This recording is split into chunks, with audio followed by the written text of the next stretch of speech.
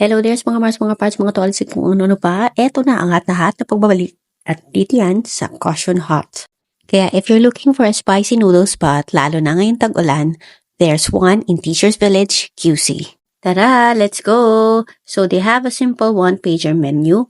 And to start or to order, you have to choose your toppings, either veggies, beef, or pork. Then pick your broth, Szechuan, Asam Laksa, or Classic. For the noodles, you can choose between wheat or egg. Nga pala, yung one order of noodles nila ay swak na sa budget plus good for sharing pa. Finally, choose the level of your spiciness or as they call it, the burn level. Sa mga hindi mahilig sa spicy food, you can choose the classic broth. At para naman sa malalamig ang love life, pwedeng-pwede ang first degree burn para maka-feel naman ng konting chilig.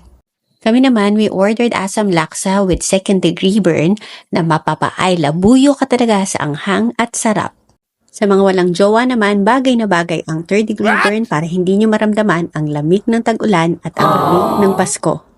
At para naman sa nagmahal at iniwan, swak na swak ang ultimate burn para sa inyo, sa sili kumapit para mawala ang sakit. Sa mga gusto ng chillilicious noodles, punta na sa QC or sa Capitolio Pasig branch.